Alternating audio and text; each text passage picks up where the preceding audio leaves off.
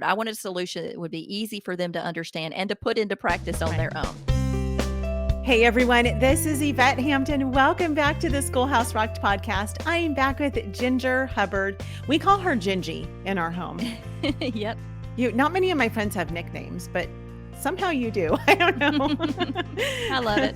I know you should have just put that on your, little name tag for the video that we're doing. Gingy, Gingy Hubbard. I don't call you Gingy to your face though. Only, yeah. Like when we're referring to you, we call you Gingy. And when if I message you sometimes. No, I've heard you say that. I've heard Garrett say that. Yeah. Do we Yeah. say? Yeah, you So- do. Well, I probably don't actually usually use your name because it's not like I say, Ginger, let's have a conversation. You just start a conversation. But Right. anyway, yeah. So we are back with Gingy Hubbard. If you guys missed Monday, go back and listen. I love hearing your testimony. I love what the Lord has done with you and through you. And one of the things that I was thinking through as we were tying up Monday's conversation is, for several months, or well, actually probably for a couple of years after things just kind of fell apart with your marriage, you had to homeschool as a single parent. Mhm. And I know that oftentimes today, when parents come through a trial, when they go through something that really, really is difficult and they don't know what else to do, they are tempted to just put their kids in school or back in school if they've been in school previously. Like they just think that's just one of the things I can't do. I can't possibly homeschool my kids, especially if they have to go back to work or, just um, figure out how to pick up all the pieces of their Mhm. lives. Mhm. So, what made you said that it was important to you that you continue to homeschool your kids? Mhm. What made you stick to that commitment, and how did you get through that time? It was difficult. I mentioned in our episode yesterday that my parents moved in with us, so I did have their support, but I did have a lot on me. After the divorce and my husband left, I was thrown into running businesses that I really didn't know how to run. So I did have a lot on me and was completely overwhelmed. And then you add the heartbreak and the devastation Yeah. in with that. But I never even considered putting my kids in school for several reasons. One, they loved homeschooling. They loved being home. They never wanted to go to school. It was just that's just who we were as a family. Yeah. I did find that I had to cut back on some of the schoolwork that we were doing because I just couldn't do all of it, and Right. that was okay. It was more important that we stay together, that we get through all of that together, that the Lord bring healing in our hearts. And so we did less school than we normally did, and that was okay. And my kids also learned to, because I did have a lot of other responsibilities all of a sudden. And so they learned to do a lot of schoolwork on their own. I mean, obviously, I did their lesson plans for them, but they were able, because they had been homeschooled and they had learned how to study and to do things on their own, they were able to take those lesson plans and do what the absolute things that were necessary for them to do. Right. And I would say that's what we did for about a year. We did the bare minimum. Yeah. And that's just what we had to do. But we got through it and God was faithful. And I'm glad that I kept them with me so that we could all heal and get through it together. And they both graduated from college. So, that just goes to show you that sometimes, if we need to take a season Yeah. and slow down from doing so much schoolwork, that is okay. Schoolwork is not the most important thing in the world. Right. And so, our relationship with Christ, our relationship with our family, getting through hard times together as a family, that was just way more important to me. I think it would have devastated my kids Oh had yeah. them going through all of that, the same heartache that I was going through, to turn around and put them in school to where they're not with me 8 hours a day Right. and they're under the authority of people that they don't really know. And so keeping them in the home with me, and like I said, my parents lived with us for a year, and that was a blessing. That the Lord really used all of that to contribute to our Yeah. healing, staying together. That's amazing. He is so faithful. Um, I often wonder with people who write parenting books and talk on parenting and talk on marriage and things like that, like where are they now? Where are your kids now? Especially with the kids. Mhm. Where are your kids now? What Yeah, are they doing okay, today? yeah. Alright, so Wesley is 28, he's my oldest, and he is a chef, one of the chefs at a, very fancy schmancy restaurant in the Knoxville, Tennessee area. It's called Blackberry Farms. It's pretty famous. A lot of famous people actually go there Oh, and wow. stay under aliases. So And you're gonna so, go there now under an alias no, because we you're cannot in the afford it. Schoolhouse Nope. Rocked movie. Oh, yeah. Oh, yeah, that's right. I am famous You are now. famous. No, still, we cannot afford to eat in the restaurant where Wesley works. Oh gosh. So, I mean, seriously, it is outrageously Oh my. priced, and, but he does a great job with that, and he loves what he does. And, let me just do a little plug here for homeschooling mamas. I totally missed this with Wesley, so let me encourage you guys that when he was probably 5 and 6 years old, where all the other kids were watching, Barney and, Elmo and Veggie Tales. Wesley was always watching like Iron Chef and Oh, how Emerald. I funny. mean, like 5, 6, 7 years old. He loved watching cooking shows and cooking. And I don't know how it escaped me that that was his passion. And so, watch your kids, look at what Yeah. their natural interests are, and then really capitalize on that and utilize that in your school. And Yeah. so if I had it to do over again, Wesley went to Auburn University and graduated from there with a degree in marketing, but he never lost his passion for cooking. And so had I been smart about the whole thing, I would have sent him to culinary school instead Yeah. of Auburn University, which would have probably saved us a lot of money and benefited him, far more in what he was really passionate about doing. So he loves it. His goal is he wants to work with them a little while longer, and then he wants to work under a couple of more really famous chefs, at least one more, and then he would like to open his own restaurant. Oh, And wow. he could totally do it because that's how he grew up with us having restaurants. So he grew Yeah. up in the restaurant business, and he's a little bit more of a fancy cook than we are. So he wants to open something on a little bit higher end. So That's that's what he's amazing. doing. Yep. And then Alex, my dramatic child, is now an actress. And really, I have to say thanks to Yvette.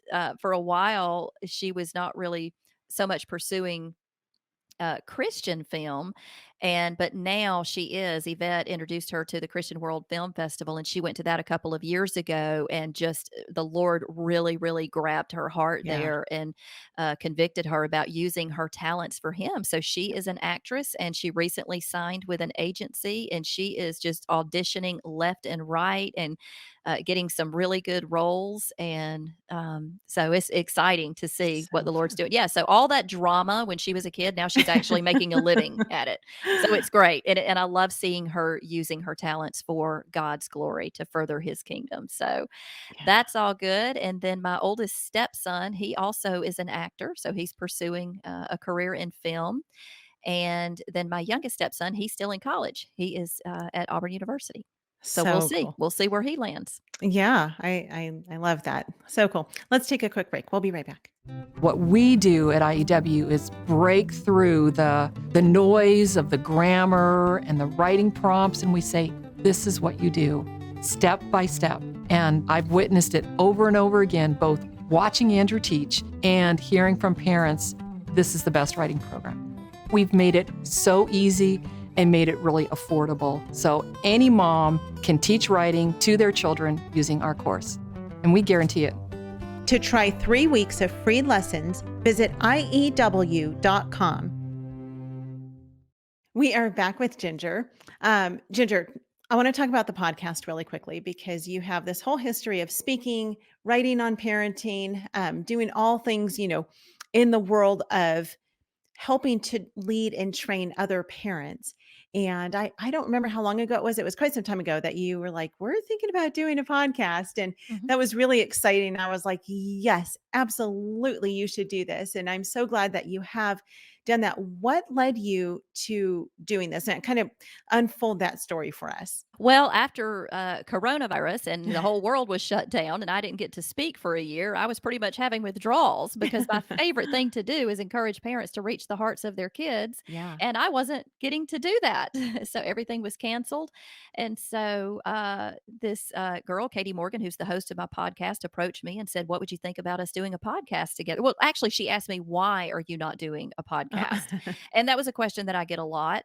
Yeah. And so I I told her the truth. I said, because I'm not a technical person, and trying to figure out how to record and edit and get it on the right outlets, that's just not something I can do. And she said, well, it just so happens I'm really good with technical stuff, and nobody knows your materials better than I do. Wow.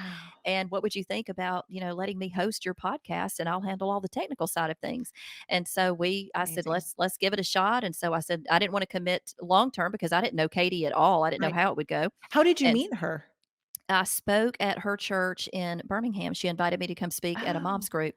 Yeah, so okay. after I spoke, she asked me that question about the podcast, and then we actually prayed about it for a year before Yeah. we actually did it. And I said, let's just commit to maybe recording 8 or 10 episodes, and then let's evaluate and see what kind of response we get. If people, if it's really encouraging folks, how you and I work together. Yeah. And so we recorded 8 or 10. And your husband, Garrett, Yvette, was oh my goodness, we couldn't have done it without Garrett. He gave us so much awesome advice and actually made us re-record all of the first 8 episodes Yep. because they just weren't up to par. And I was so mad at him, but then I was so thankful that he talked me into doing that. And so we aired those first 8 or 10, and it just Yeah. exploded. We never in a million years would have thought that we would have gotten that kind of response. Yeah. So we said, yeah, okay, obviously the Lord is in this and he's using this. And Yvette, I told you one of my favorite things is to go and speak and encourage people, but I'm reaching far more people with no Yeah. makeup in my pajamas recording these podcasts with Katie than I am having to pack up and fly all over Yeah. the country. So it's just been a huge blessing. God has just anointed that far more than we could have asked or imagined. So cool. And what's the name of the podcast? It's Parenting with Ginger Hubbard. And, we just, our primary purpose is to encourage parents to reach past the outward behavior of their children, to Yeah. pull out what is going on in their hearts, and then to, train them from a biblical perspective. And then from a practical standpoint, we are super passionate about helping parents move past the frustrations of not knowing how to handle issues of disobedience and Mhm. defiance, and into a very confident, heart oriented, and biblical approach to raising their kids. Yep, I love it. So where do you get your questions from? Because you answer questions from moms. Mhm. Do you come up with them yourselves? Because of course you've been asked 5 million questions about parenting. Yep. Do you come up with them on your own, or can people send you Nope. questions? How does that happen? Yeah, people actually send them in. You could go to gingerhubbard.com/ask ginger. So we have a whole Ask Ginger part of the podcast where folks go on the website, and we have far more questions than we could ever Yeah. answer. And so, but we answer those questions. And we love doing that because that Yeah. enables us to interact with our audience Yeah. and to really address the things that these kids are actually struggling with. So we read those questions on the podcast very often and answer them, and hopefully are encouraging folks. So the greatest thing about parenting is typically when one mom asks a question, there are, 10,000 other moms who have this same question. Yes. And I know so often, I've listened to you speak and answer these questions, and I'm like, "Yep, I have that same question." And Mhm. that's what gets me hooked, is that's why I want to listen, because I want to know what your answer is, because I deal with the same thing, because sin is sin, Mhm. and most kids deal with the same sins, some stronger than others. But like, we talked about wise words for moms. I mean, it seems like there's kind of a, you know, group of sins that, the tattling, the lying, the complaining, the disobedience, The those are the regulars, things, the usuals. the usuals. There are some, of course, outside of that are unique to different children. But Mhm. overall, when you answer a question, it's not just for that one mom. It Mhm. really goes so much further than that. So I'm going to throw a question out at you. And I'm going to have you answer this question, because I think this is something that every parent deals with. I know I deal with it still, Mhm. um, and always have. Mhm. Hopefully not always will, but it's the question of fighting. How do we deal with our kids fighting, whether it's over, a toy? Well, my girls are older, so they don't fight over toys anymore. Actually, that's not true. My kids still do fight over toys. I'm not gonna say they don't, because it's so funny. Just before we started recording, one of my daughters had a little accordion toy, and the other was arguing with her about the toy. So yes, my girls do. And then I'm like, how do I deal with this? Um, but oftentimes they're just not willing to share. Like, they want, this is mine. and I'm not going to share this with anyone else. I'm going to hold tight to it. And so, how can you help that parent to navigate through this very frustrating scenario of Mhm. kids fighting over things? Well, I think, well, let's just look at a problem like what you're saying that anyone that has more than one child is going to face. Let's say that two kids are playing together. Let's say Tommy and Billy, because we don't want to call your kids out, Yvette. Right, They're right. Yeah. playing together when suddenly a fight breaks out over one particular toy. Now, here's the problem: the typical parent is going to arrive on the scene and express that well thought out parental wisdom by asking what? Who had it first? That Right. tired old question. Well, who had it first? And so then they go back and forth. And after mom playing detective for several minutes, Tommy and Billy finally agree that Billy had the toy first. So what do? They kindly insist that Tommy give the toy back to Billy or whoever had it first. The problem with this response is that it misses the issues of the heart. Mhm. You see, who had it first, that is an issue of justice. And the justice in this situation really operates in the favor of the child who has the quicker draw in getting the toy to begin with. Right. If you look at the term and issue, if you look at the issue in terms of the heart, you see that selfishness is in the hearts of Yep. both of the children. Both children are basically saying, I don't care about your happiness. I'm only concerned about myself and I want this toy. I will have it regardless of what that means to you. So, in terms of the heart, you have two selfish children, two children who are preferring themselves over the other. And that's what we have to realize is that all behavior is linked to a particular attitude of the heart. So, in this case, it is selfishness that is bound up in the heart. And it is this issue that outward behavior is drawing from. So, do you want to go into how we can Yeah. work through this? Yep. Okay, so what is a solution for kids who are having a problem not sharing with each other? What is the heart problem?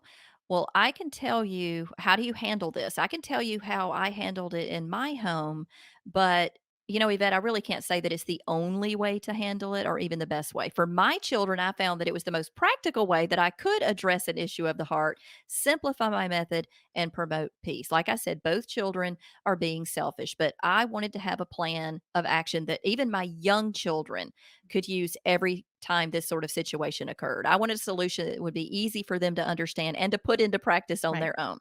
So in our home, I came up with a rule that it is not only selfish, but it is rude to take or even ask for something that someone else has until that person is obviously through with it. And so this is what that rule looked like in our home.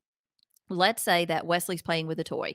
When Alex was younger, if she wanted it, she would just pretty much do the younger kid thing and just try to snatch it away. But as she got older, she became a little bit more clever with her tactics. And she would very sweetly and very politely ask Wesley, may I please have that toy now? Well, whether she attempted that younger or older method of getting the toy, I would usually respond with heart probing questions because that's what I'm all about, Yep. following that example of Jesus, asking heart probing questions. So I would say something like, honey, Wesley has that toy right now. Do you think he's enjoying playing with it? She would say, yes, ma'am. Now, I know that ma'am and sir, that's a very Southern thing, but my kids did say ma'am and sir. I know it's not a Well, if biblical they can't mandate. tell by Yeah, your accent, I know, you but it's are not a very biblical Southern. mandate that your kids say ma'am and sir. So I said, honey, do you think Wesley's enjoying playing with this toy right now? And she says, yes, ma'am. And I said, do you think it would make him happy or sad if you took it away? And she said, sad. I said, well, sweetie, do you think it would be kind or rude for you to take something away that your brother is enjoying? Well, it would be rude, Mama. That's right, Alex. And love is not rude. When Wesley is through with it and puts it down, then you may ask for it. And, the reason that I came up with this is because when you think about it, we're not only training their hearts, but we're Mhm. also preparing them for adulthood. Right. And this is just the same. This is common sense. This is the same sort of behavior we would expect from adult friends or adult siblings. Let's look at it like this. Let's say, Yvette, that I was sitting across the table from you and someone hands me some pictures to look at that you're wanting to look at as well. Would you wait until I was finished looking at them, or would you ask to take those pictures away from me when I had only just begun to enjoy looking at them? Well, it depends who they're pictures of. I'm just kidding. Most of us would agree that it would be It'd be kind rude. to wait. Yes, it would be most of us would agree that it would be rude to ask for those Sure. pictures before I was finished. And 1 Corinthians 13:5 says, love is not rude. So in these type of situations, I found that it was just a great opportunity to teach my kids to work on putting off being selfish and rude and putting on an attitude of love and kindness. So, see, these are issues of the heart that are addressed in God's word. So, we had a very simple rule about sharing. You may not ask for that toy that someone else has while they're enjoying it until they are obviously through with it. Yeah. And that worked. It's so funny when you think about kids sharing and taking each other's toys, because a child will have absolutely zero interest in that particular thing. It could be Yep. sitting on the floor all day long. They'll step over it. They won't even pick it up to put it away. They couldn't care less about it until Mhm. one of their siblings, or maybe even a friend, if they have a friend visiting, all of a sudden shows some kind of interest in it. And then all of a sudden it is the most important thing in the whole world, and they just absolutely must have it. And so Yep. it just really does go to show that it really is a heart issue. It's not even about the toy itself. Right. That's It's right. all about the heart and the selfishness of the heart and wanting to have whatever seems most exciting at the time. Mhm. So we are out of time, but we're going to come back tomorrow. We're going to answer another question or two, whatever we can get through, specifically on parenting. These are the questions that Ginger answers on her podcast. If you guys have not yet listened to it, please do. It's excellent. It is Parenting with Ginger Hubbard. As a matter of fact, I remember texting with you and Dorinda Wilson, and the three of us were going in circles, and you were like, okay, well, what about this title? What about this title? And we were like, well, we Yep. like this one, not this one. And so it Yep. was You really you and fun. you and Dorinda actually called it Parenting with Ginger Hubbard. Yeah, You said yeah. that's exactly what it is. You're going to talk about parenting and you're Ginger Hubbard. Just call it Yeah. Parenting with Ginger Hubbard. Yep. I think Ginger, or not Ginger, I think Dorinda is actually the one who came up with that one. And we had been throwing different title ideas out at you, and I'm pretty sure she came up with that one. And I was like, Yeah. yes, that's perfect. So very exciting. We'll put links in the show notes to that. And then people can find out more about you as well at gingerhubbard.com, correct? Yep. That's it. All right. And you guys, again, we are less than 2 weeks out from the release of Schoolhouse Rocked. Go to schoolhouserocked.com. You can get all the information there on how you can see the movie, how you can view it, how you can do a group showing if that's what you would like to do. Schoolhouserocked.com has all the information you need. Thank you for listening today. We'll be back with you tomorrow. Until then, have a great afternoon. Bye-bye. We know that we are called to put on the armor of God. So we are teaching our children to be salt and light in the world, but we're not putting our children out onto the front lines of the battle until they're ready. We need to look at our children and realize they can't be salt till they've got salt. And if the salt's contaminated, then it's no good for anything. That's what the scripture says. And they have to remember that because of our sin nature, it's more likely the culture will influence our children rather than the children the culture. So how can we send them out into the world until we have prepared them? You don't send a knight out to fight until he's prepared with all the armor that he needs. So the front lines really in the culture right now, what is up for grabs in the culture? It's truth. Truth is what's in the crosshairs right now. And until our children are steeped in truth, until they know truth, until they can defend truth, we would never put a defenseless child out on the front lines. And education is a frontline battle. It is not a sideline battle. It's not something that's happening in the periphery of our lives. This is happening in the culture in real time. This is the front line of the culture. This is where the battle for truth is being fought, and it is where the battle for truth is being lost. And so we do not want our children out on the front lines. We are training our children to go out onto the front lines. And so to me, when we talk about salt and light, I say, let's put the people out on the front lines who are trained and ready for battle.